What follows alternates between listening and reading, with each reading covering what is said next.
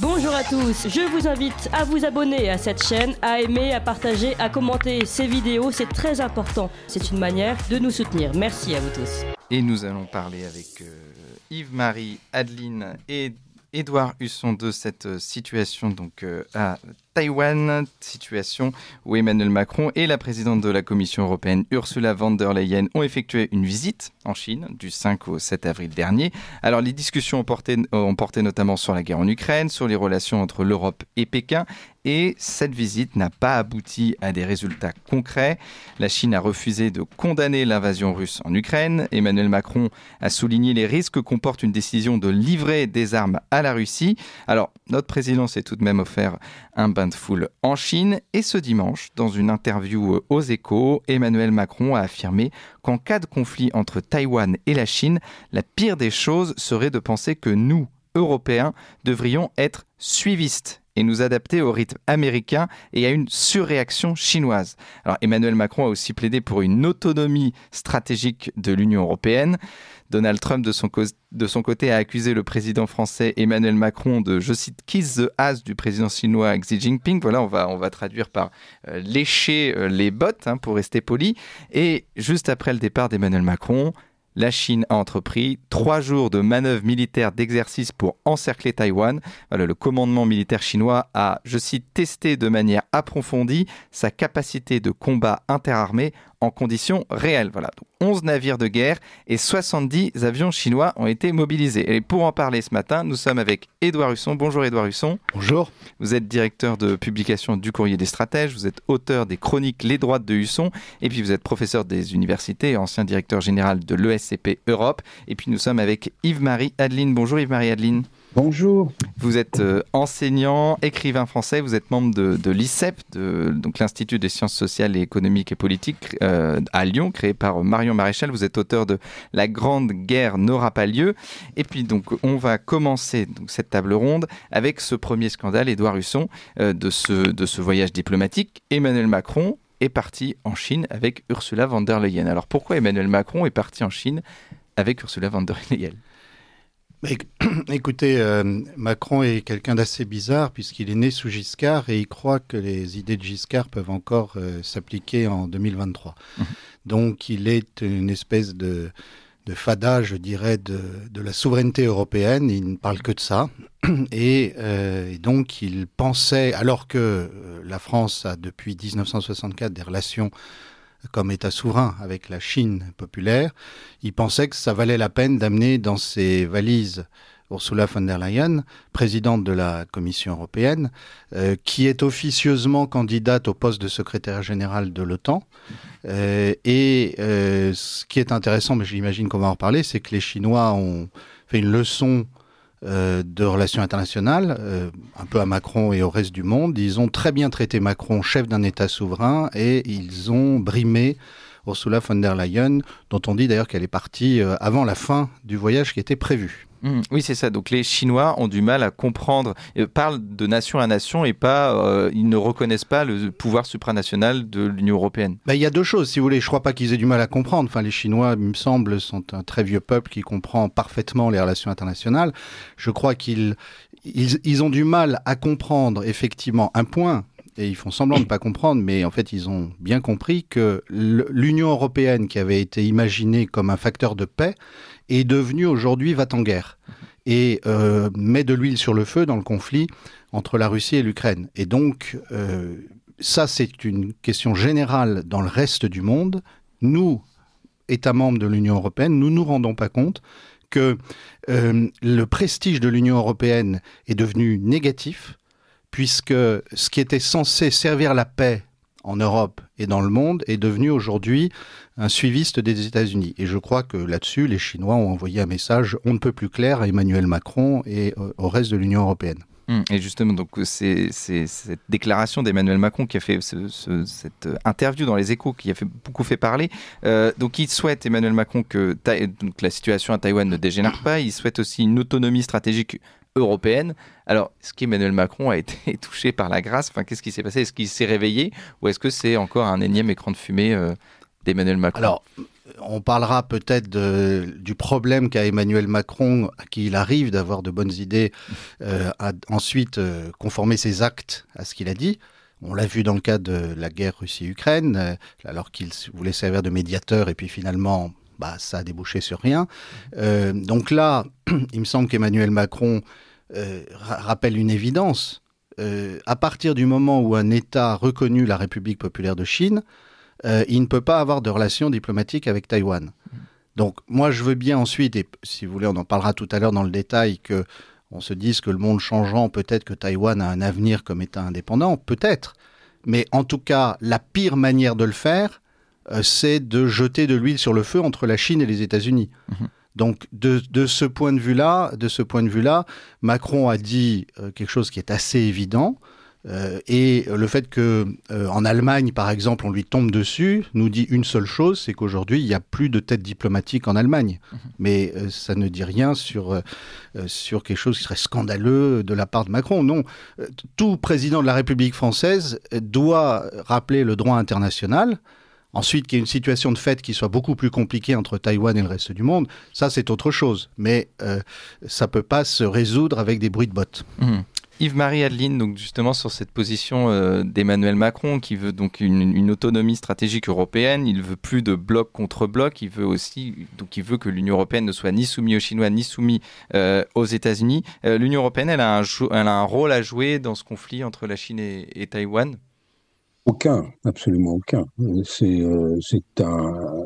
une extension de l'Empire américain, désormais c'est très clair. Tel que l'avait prédit De Gaulle, d'ailleurs, si je me souviens bien, du moins j'avais 3 ans, je crois, à l'époque, le 15 mai 1963, il avait dit que, et à l'époque, il ne parlait que de l'Europe des 6, vous imaginez, on est à 27 aujourd'hui, il avait dit que les pays européens seraient incapables de se donner une seule politique, ou alors, s'il fallait qu'ils en aient une, il faudrait que quelqu'un de l'extérieur, un fédérateur extérieur, leur en donne une. Évidemment, il faisait allusion aux États-Unis. Il a été visionnaire de ce point de vue-là. Vous vous rendez compte, 50 ans avant ce fiasco en Chine. Il y a d'autres... Édouard Husson a raison de dire que finalement, Emmanuel Macron, en politique extérieure, c'est peut-être le seul domaine où il peut avoir de bonnes idées. On a vu sa gestion de la crise contre la Turquie, pardon, pour aider la Grèce. C'était plutôt bien vu, mais je crois qu'il était animé d'une bonne intention en amenant avec lui la présidente de la Commission européenne. Parce qu'il se disait, il a cru, parce que c'est un européiste, effectivement, c'est un naïf, Édouard Husson l'a rappelé, il a cru qu'en amenant avec lui, dans ses bagages, la présidente de la Commission européenne, c'était une manière de dire à la Chine, la France vient vous voir, mais elle est suivie par un énorme ensemble qui s'appelle l'Union européenne, qui est une grande puissance économique, etc. En fait, ça n'a pas marché du tout, pour différentes raisons. Alors, c'est vrai qu'à partir du moment où ça ne marche pas, il ne nous en reste que les dégâts, à savoir qu'un pays membre du Conseil de sécurité, membre permanent du Conseil de sécurité, disposant du droit de veto, 3e puissance nucléaire mondiale, est obligé ou se croit obligé d'arriver à Pékin avec la présidente de la Commission européenne avec lui. Donc ça, effectivement, c'est un échec terrible parce que c'est une disparition de la France comme agent de la diplomatie. Mais j'ajouterai une petite chose à ce qu'a dit Édouard Husson, c'est que de toute façon, la France va mettre probablement des années avant de retrouver une crédibilité diplomatique après les aveux effroyable du prédécesseur d'Emmanuel Macron sur la fourberie qui a été la sienne au moment de la signature des accords de Minsk. C'est-à-dire qu'à partir du moment où quelqu'un dit publiquement devant le monde entier, à la face du monde entier, et s'en vante, oui, vous savez, la France a signé un accord, mais dans l'idée de ne pas le respecter, comment voulez-vous aujourd'hui que la voix de la France puisse se faire entendre, puisse être crédible dans le monde? Ça aussi, c'est un problème qu'on mettra beaucoup de temps à surmonter. Et donc, Donald Trump, est-ce qu'il a raison quand il dit qu'Emmanuel Macron, donc, on va dire, lèche les bottes de la Chine, mais est-ce que justement, à ce moment-là, Emmanuel Macron renoue pas avec l'esprit gaulliste, c'est-à-dire, donc, justement, refuser ces 2 blocs et dire, finalement, cette situation à Taïwan peut-être ne nous regarde pas, et en tout cas, nous n'avons pas à être les vassaux des États-Unis. Oui, alors, en ce sens, oui, mais vous ne pouvez pas être gaulliste et européiste, c'est pas possible. Si vous diluez la souveraineté française dans une illusoire souveraineté européenne qui n'atteindra jamais, à peine revenue de Pékin, l'Allemagne, qui est quand même le moteur économique de l'Europe, a désavoué ça. Alors, bon, c'est vrai que à l'échelle européenne, Charles Michel, le président Charles Michel, bon, disons, a été plutôt positif sur la démarche d'Emmanuel Macron. Mais à partir du moment où l'Allemagne ne nous suit pas, il n'y a rien à faire. C'est comme ça. Donc, vous ne pouvez pas être d'un côté gaulliste et de l'autre. Enfin, vous ne pouvez pas jouer la carte de Jean Monnet d'un côté et du général de Gaulle de l'autre. C'est contradictoire. Et ça, simplement, il est animé de cette illusion qu'un jour, l'Europe pourra exister comme superpuissance. Mais cet idéal est inaccessible. À supposer que ce soit un idéal, il est inaccessible. Et alors, est-ce que les États-Unis sont alliés de Taïwan seulement parce qu'ils ont un ennemi en commun qui est la Chine, ou alors est-ce que donc les États-Unis ont d'autres intérêts à être alliés évidemment avec Taïwan?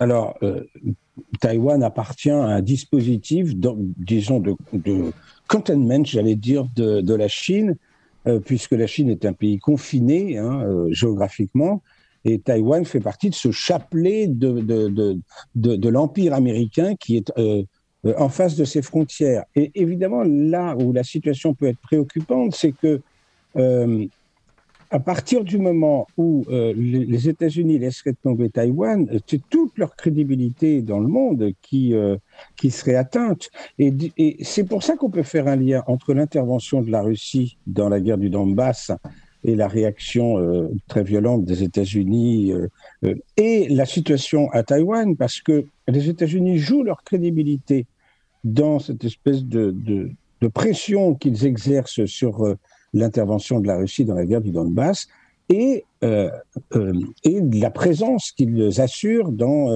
à Taïwan, mais aussi en Corée du Sud, au Japon, aux Philippines, pour le détroit de Malacca, etc. Enfin, vous voyez, donc c'est vrai que c'est une situation un peu compliquée, parce que comme les Chinois, eux, sont dans une dynamique non pas impérialiste au sens, j'allais dire, occidental du terme, mais pas que occidental, mais disons de renaissance, puisque leur époque, ils l'appellent eux-mêmes la Renaissance, ils veulent retrouver leurs frontières qui datent grosso modo du milieu du XVIIIe siècle, qui étaient les frontières de l'Empire mandchou, enfin de la dynastie mandchoue.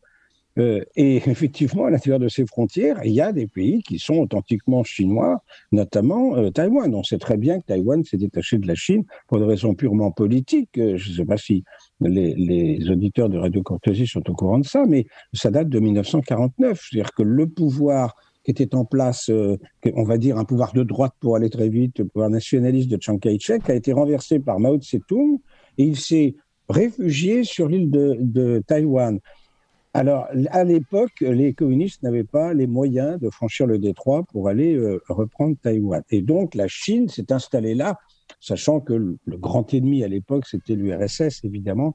La Chine était encore faible, encore qu'elle nourrissait des fantasmes, d'ailleurs, déjà à cette époque de crainte. Donc, c'est vrai que de ce point de vue-là, la Chine est dans son droit quand elle dit que Taïwan lui appartient. Simplement, il y a le mauvais exemple qu'elle a donné à Hong Kong quand elle a recouvré sa souveraineté sur Hong Kong. Elle avait promis à l'Angleterre qui se désengageait de Hong Kong de respecter un pays, deux systèmes, le principe d'un pays et deux systèmes. Et en définitive, on voit que la population de Hong Kong est réprimée par le pouvoir de Pékin. Alors évidemment, ça fait très peur aux Taïwanais, parce que je ne suis pas sûr qu'avant les événements de Hong Kong, il n'y aurait pas eu disons, une tendance des Taïwanais à accepter l'idée de revenir dans le giron de la Chine. Bon. Merci Yves-Marie Adeline. Nous, il est 8h, c'est l'heure du flash d'Emmanuel Noël. Et nous continuons notre table ronde sur la situation à Taïwan avec Édouard Husson et puis avec Yves-Marie Adeline. On va revenir aussi sur cette déclaration du chef de l'État. Être allié des États-Unis ne signifie pas être vassal. Alors, c'est ce que vient de nous dire Emmanuel Noël. On va peut-être revenir là-dessus.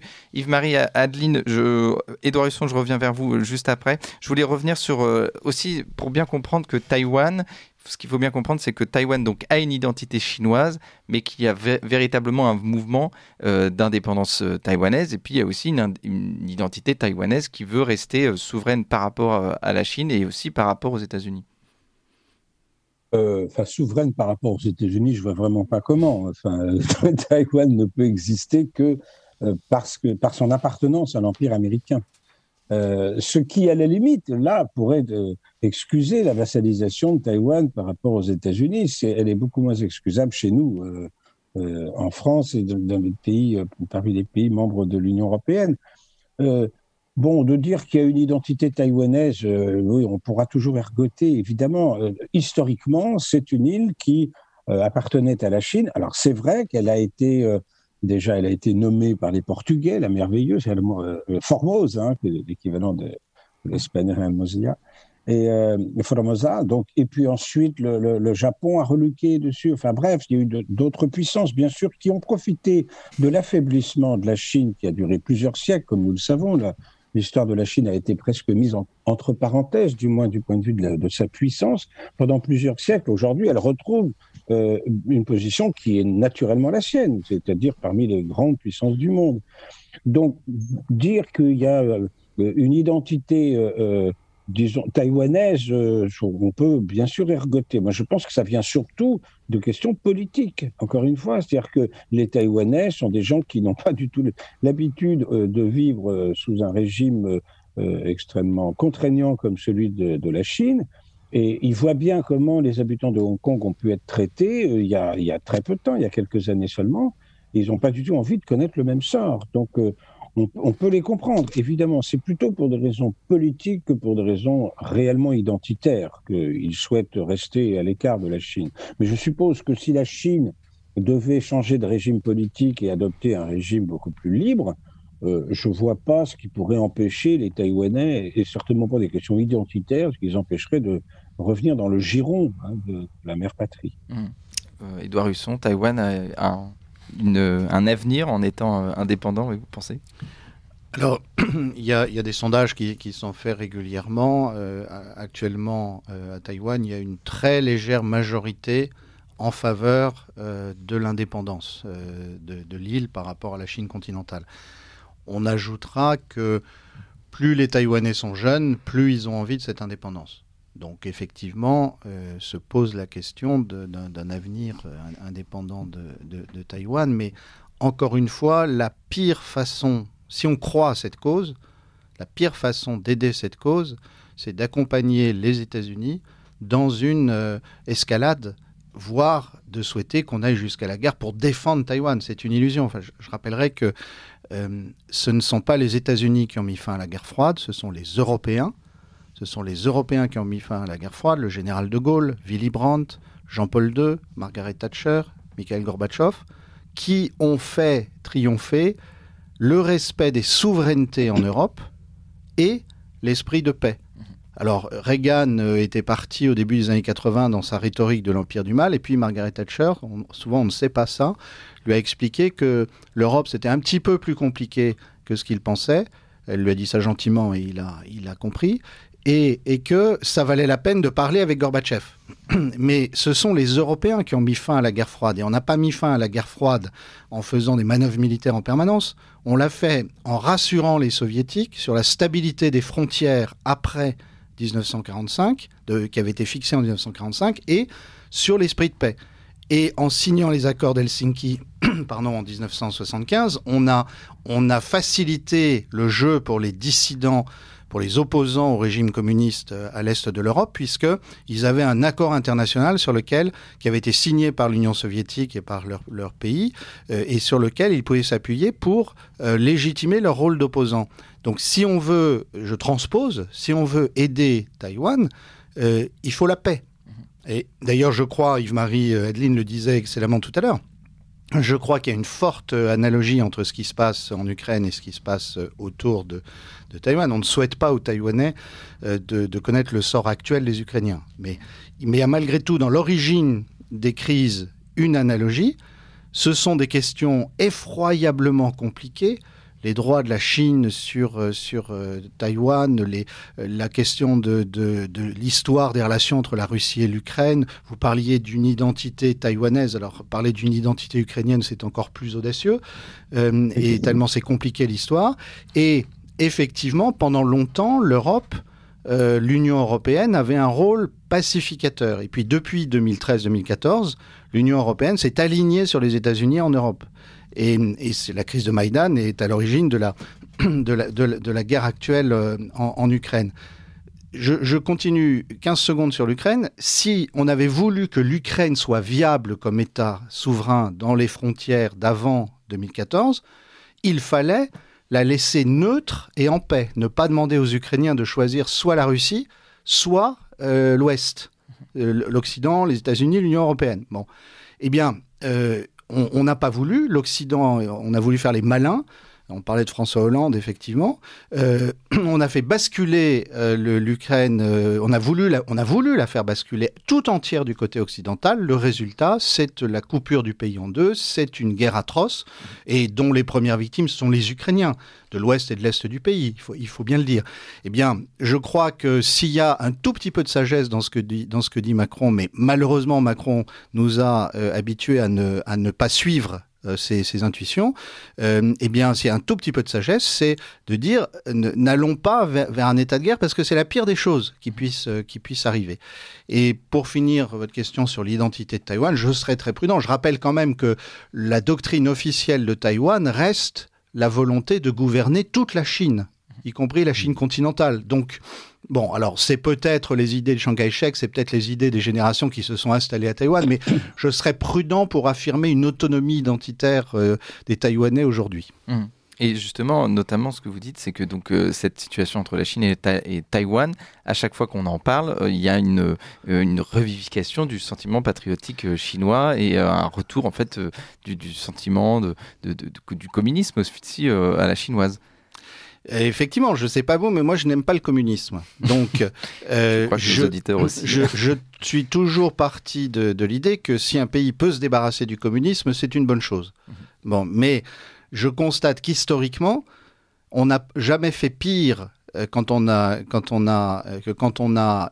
voulu menacer les régimes communistes militairement, sans motif réel, parce que, à ce moment-là, on ressoude la population avec le régime. Le communisme est un régime abscon qui économiquement échoue parce qu'il ne respecte pas le réel, il ne respecte pas l'envie des gens d'entreprendre, d'avoir un droit de propriété, etc. Normalement, ça s'éteint tout seul, le communisme, en quelques années, tellement ça ne marche pas. Mais régulièrement, il y a des gens suffisamment peu lucides pour remettre une pièce dans la machine en menaçant les pays communistes et en les ressoudant avec le sentiment national de leur pays. Et donc, c'est par exemple ce qu'on a fait avec l'Union soviétique régulièrement. Il a fallu 70 ans pour qu'elle s'effondre. Et là, avec la Chine, on fait la même chose. Moi, je ne souhaite qu'une chose, c'est une Chine libre de choisir son destin, une société civile chinoise qui puisse s'exprimer. Mais la pire des choses à faire, c'est de menacer le Parti communiste chinois parce qu'alors là, on le légitime comme le seul représentant de l'histoire chinoise. Et Yves-Marie Adeline, donc le Détroit, vous voulez réagir là-dessus ? Oui, d'autant que il faut bien comprendre la mentalité chinoise. Les Chinois sont un peuple extrêmement fier.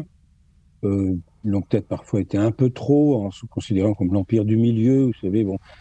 Tellement fier d'ailleurs que c'est ce qui fait que la Chine n'a jamais souhaité s'étendre jusqu'au bout du monde, contrairement à nous, occidentaux, contrairement à d'autres sphères de civilisation comme l'islam, etc. Puisque c'est l'empire du milieu. L'empereur de Chine a vocation à régner sur la Chine et quelques États vassaux comme le Vietnam, vous voyez, tous ces pays de la ceinture qui entourent la Chine, et le reste, ce sont les barbares, c'est-à-dire nous. Donc il est hors de question, bien sûr, que le Fils du ciel s'abaisse à gouverner les barbares. Donc il y a vraiment un sentiment patriotique extrêmement fort en Chine. Et même dans cette population qui a pourtant énormément souffert de Mao Tse-tung, elle n'accepte pas qu'un étranger en particulier, un barbare autrement dit, s'aventure à critiquer le Mao Tse-tung et son bilan. Donc, il y a vraiment un patriotisme chinois. Alors que je doute qu'il y ait un patriotisme taïwanais.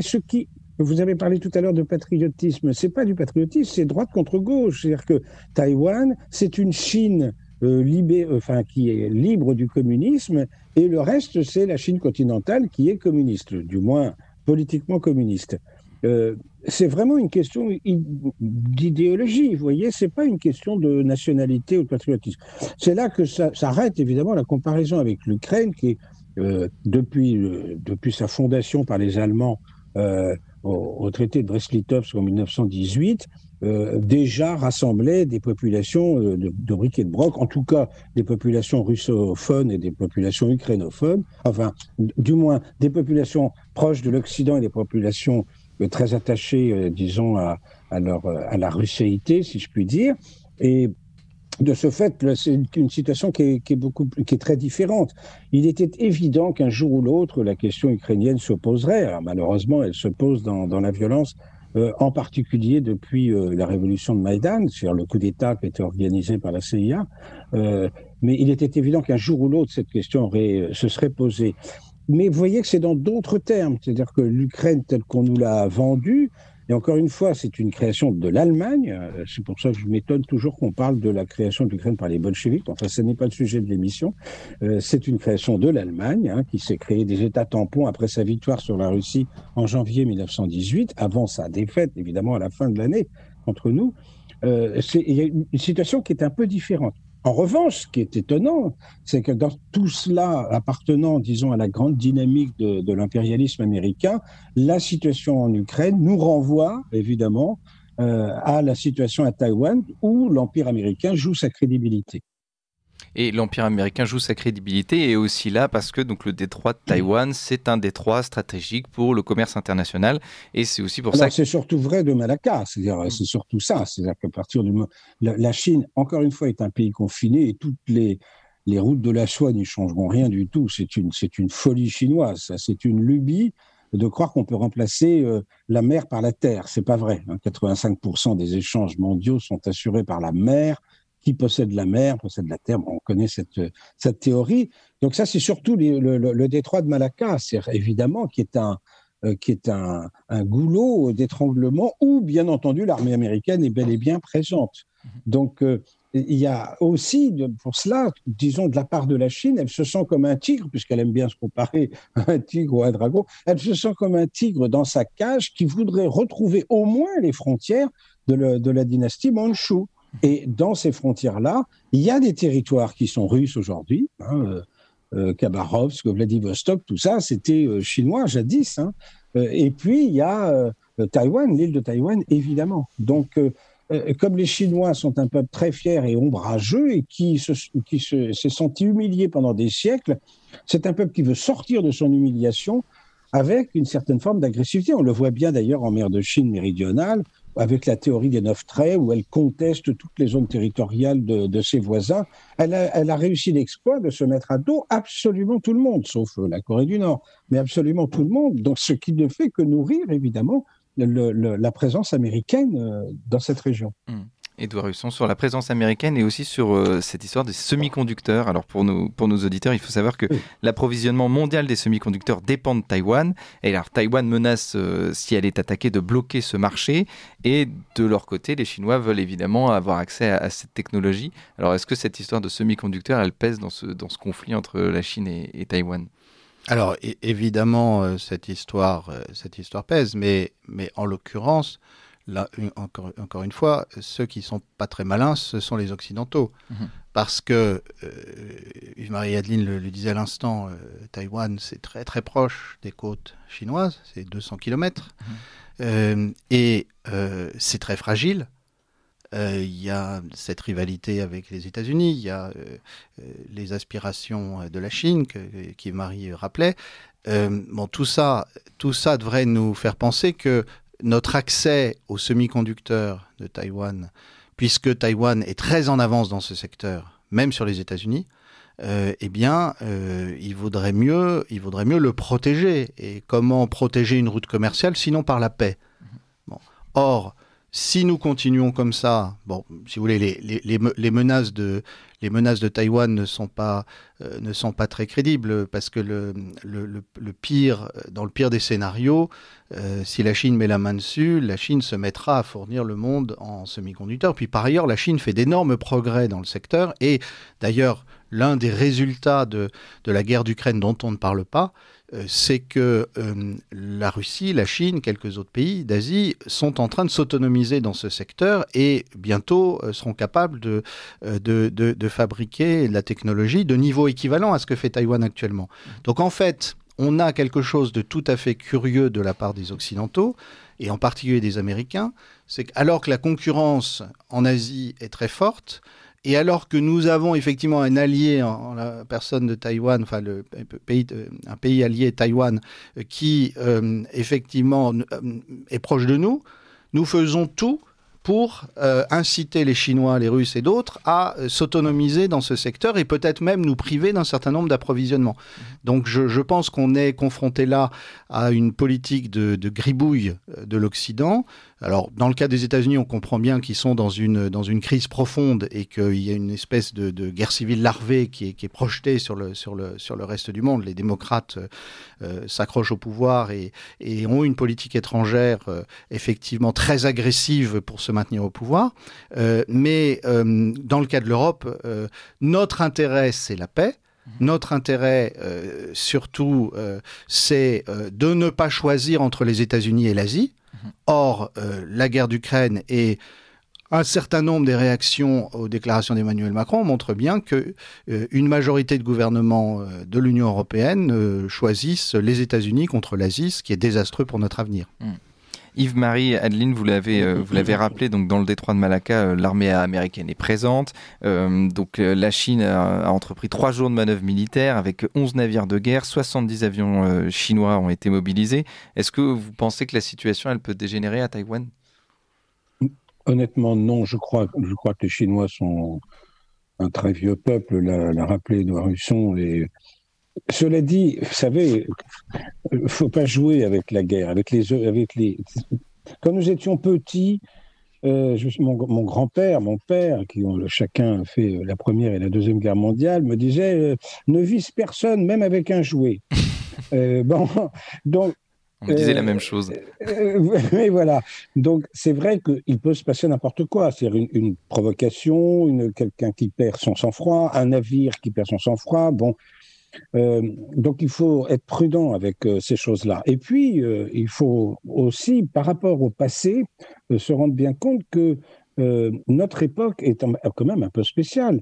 Il est clair, c'est terrible à dire, mais c'est comme ça, que les bombes atomiques nous protègent d'une troisième guerre mondiale, pour l'instant en tout cas, parce qu'on a trop peur, les uns et les autres, des effets que produirait évidemment une confrontation nucléaire, qui tournerait plus au suicide collectif qu'à la guerre d'ailleurs, mais qu'à une véritable guerre.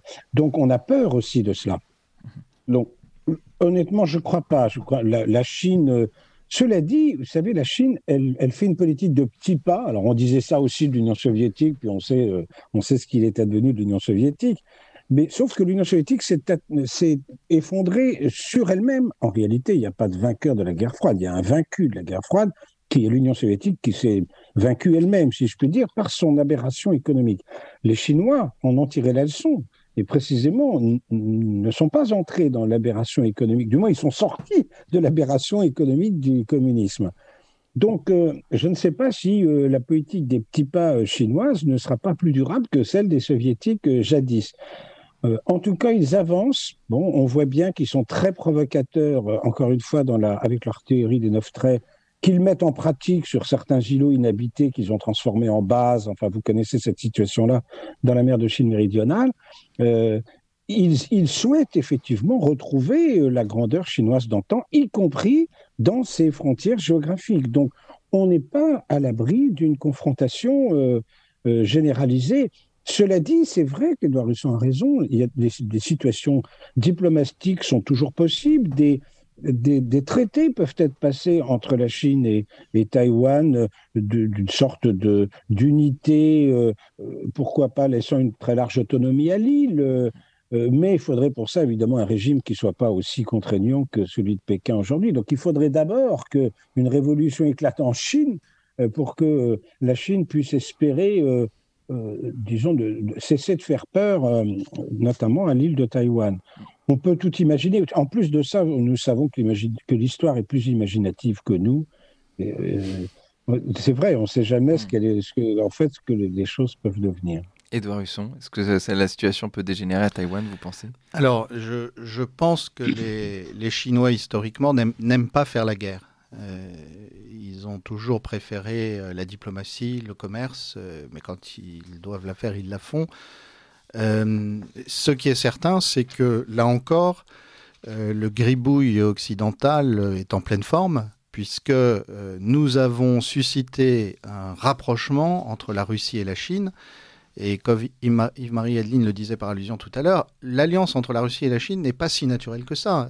Il y a des territoires potentiellement disputés à l'Est, en Extrême-Orient.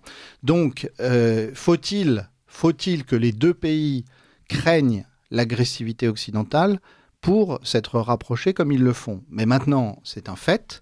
Et dans les conversations que Xi Jinping a eues avec Vladimir Poutine, on dit que la technologie hypersonique russe, déjà efficace, intéresse beaucoup les Chinois, puisque pour l'instant, les Chinois qui ont déjà des armes hypersoniques, mais ne sont pourtant pas capables d'atteindre les porte-avions américains qui seraient basés à 3000 km de leur côte, alors que la technologie russe le permettrait.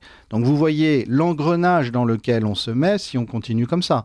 Et je ne crois pas du tout à ceux qui disent que la guerre tournerait bien pour les États-Unis et pour Taïwan. Je crois qu'au contraire, ça serait la défaite définitive des États-Unis et des armées occidentales. Mais personne ne peut souhaiter qu'on aille jusqu'à une confrontation de ce type, quand bien même l'arme hypersonique russe réglerait les choses beaucoup plus rapidement et avec sans doute un peu moins de dégâts que les armes nucléaires. On ne peut pas spéculer là-dessus et je finis là-dessus, il est particulièrement grave que l'Union européenne, qui s'est fondée pour servir la paix, aujourd'hui, soit, à l'exception de quelques-uns de ces chefs d'État ou de gouvernement qui, quelquefois, ont des éclairs de lucidité, que l'Union européenne soit aujourd'hui un facteur de guerre dans les relations internationales. Merci beaucoup, Édouard Husson. On rappelle donc que vous êtes directeur de publication du Courrier du Stratège. Vous êtes auteur des chroniques Les Droites de Husson. Merci à vous, Yves-Marie Adeline. Vous êtes enseignant, écrivain français. Vous êtes membre de l'ICEP, de Marion Maréchal, et auteur de La Grande Guerre n'aura pas lieu, la guerre de 14 que personne n'imaginait.